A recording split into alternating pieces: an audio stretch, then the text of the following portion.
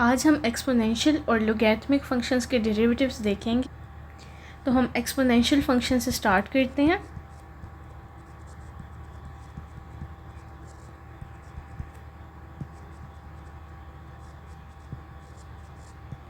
ये हमारे पास होता है e raise to power x।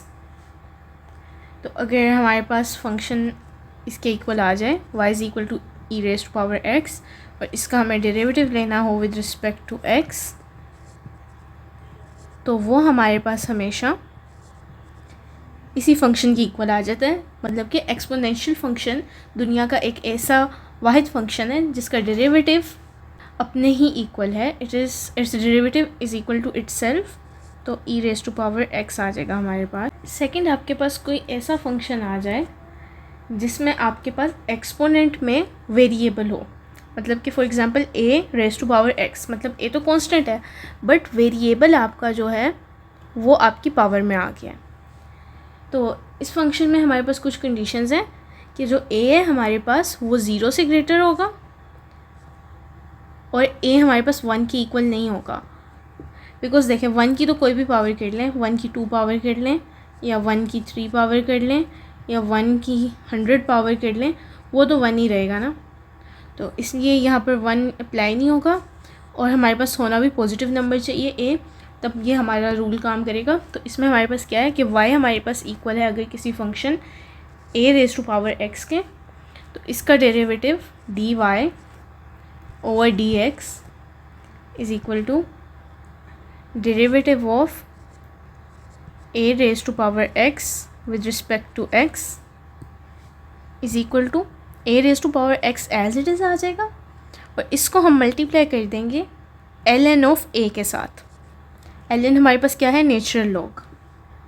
अच्छा, अब ये जो ln ऑफ a है हमारे पास, ये सिर्फ हमारे पास एक कांस्टेंट है। तो जब भी आप सोल्व करेंगे ln ऑफ a को आप ऐसे ही रहने देंगे। मतलब a की जगह यहाँ कोई भी वैल्यू हो सकती है। ln ऑफ 3 इसको आप ऐसे ही रहने दे सकते हैं जब तक आपसे ये ना कहा जाए कि एग्जैक्ट वैल्यू निकालें। एग्जैक्ट वैल्यू निकालने को कहेंगे तो आप कैलकुलेटर पे कैलकुलेट कर सकते हैं, अदरवाइज़ आप इसको ऐसे ही रहने दे सकते हैं। अच्छा, तो हम इसकी एग्जांपल्स भी देख सकते हैं। फॉर एग्ज़ाम्पल हमारे पास y है equal to 2 raise to power x। तो अब देखें 2 कांस्टेंट है और पावर में हमारे पास वेरिएबल आ गया, तो इसका डेरिवेटिव हम इजीली फाइंड कर सकते हैं। मतलब कि हमारे पास एक बार ये एज इट इज़ आ जाएगा 2 raise to power x multiplied by natural log of 2। तो इसको आप ऐसे भी लिख सकते हैं 2 raise to power x ln of 2।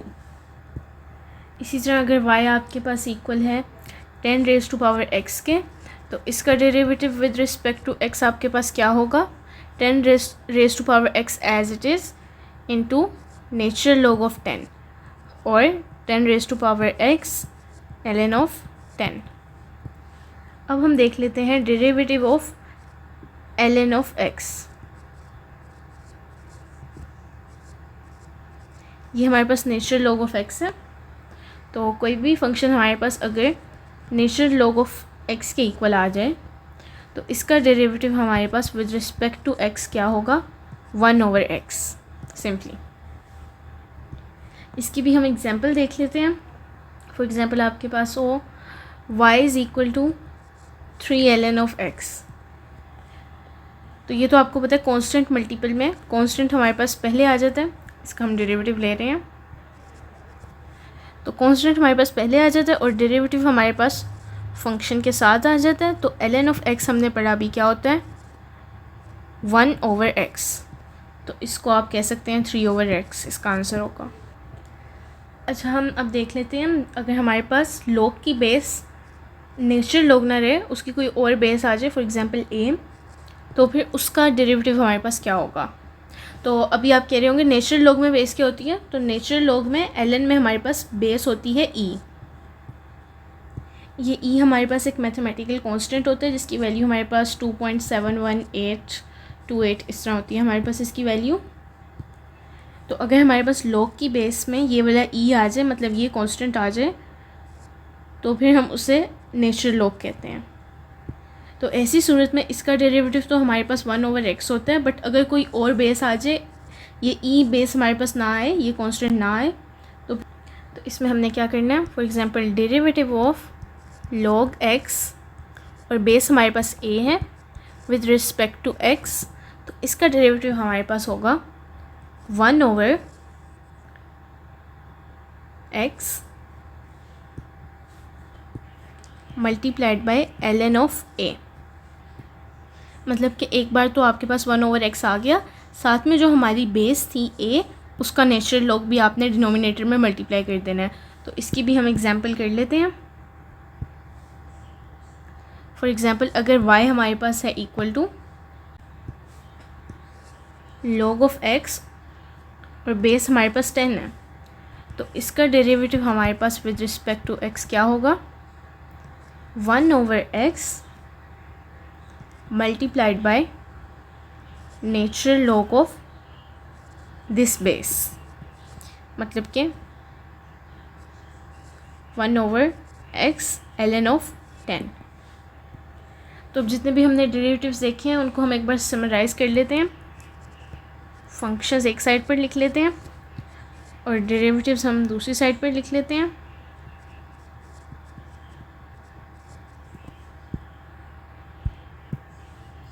तो देखें e raise to power x जो एक्सपोनेंशियल फंक्शन है उसका डेरिवेटिव हमारे पास e raise to power x ही आ जाता है। a raise to power x हमारे पास इसका डेरिवेटिव है a raise to power x into ln of a। ln of x का डेरिवेटिव है हमारे पास 1/x और log x बेस a, इसका डेरिवेटिव है हमारे पास 1/x into ln of a।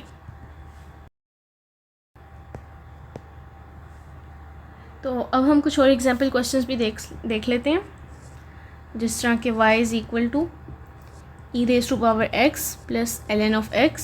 तो इसका डेरिवेटिव हमारे पास क्या होगा, dy/dx is equal to e raise to power x का डेरिवेटिव आपको पता है e raise to power x ही आ जाएगा, प्लस ln ऑफ x का डेरिवेटिव हमारे पास 1/x आ जाएगा। एक और एग्जाम्पल कर लेते हैं। फॉर एग्जाम्पल y है हमारे पास is equal to 2 into E raise to power x minus 5 ln of x।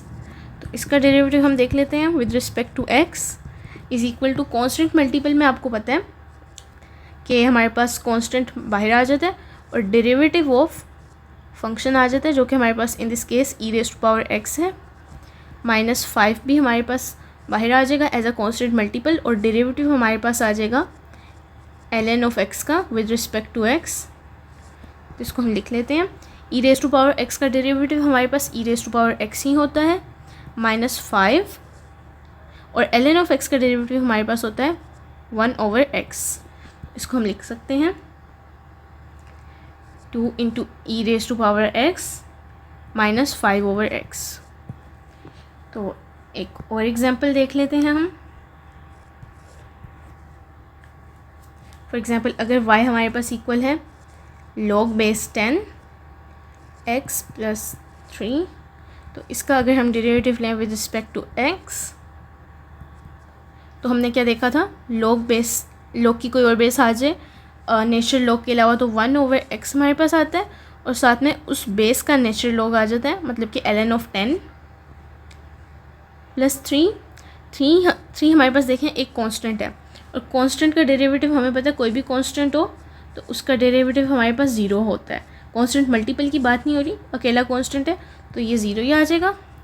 तो एट द एंड हमारे पास आंसर क्या आ जाएगा 1/x इंटू ln ऑफ 10। अच्छा, एंड पर हम ये एक्सपोनेंशियल फंक्शन और नेचुरल लॉग का एक रिलेशनशिप भी देख लेते हैं। ये जो हमारे पास एक्सपोनेंशियल फंक्शन है एक स्पेशल फंक्शन है, ये हमेशा हमारे पास 0 को 1 पर मैप करते हैं और ये जो ln ऑफ x है हमारे पास, ये हमारे पास इस एक्सपोनेंशियल फंक्शन का इन्वर्स है।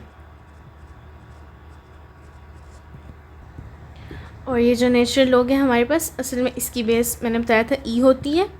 उसे नेचुरल क्यों कहते हैं, इसको हम नेचुरल इसलिए कहते हैं क्योंकि ये जो इसकी बेस है हमारे पास, इसका जो एक्सपोनेंशियल फंक्शन है इसका डेरिवेटिव हमेशा अपने ही इक्वल होता है। और इन्वर्स से क्या मतलब हुआ, इन्वर्स से ये मतलब हुआ कि अगर हमारे पास y है equal to e raise to power x. तो जो x है वो इक्वल होगा हमारे पास ln ऑफ y की इक्वल होगा। इसका हम बस ओवरव्यू ही दे रहे हैं देखने के लिए कि इन दोनों में भी कोई रिलेशनशिप है। तो इन शॉर्ट ये जो e है हमारे पास, ये एक बहुत ही इम्पॉर्टेंट बेस है हमारे पास। तो इसका जो हमारे पास log है ln ऑफ x, ये भी इसकी नेचुरल क्वालिटी को इनहेरिट करता है। तो हमें ये अपने फार्मूलाज और इक्वेशंस और कैलकुलेशंस में फ्रीक्वेंटली देखने को मिलता रहेगा।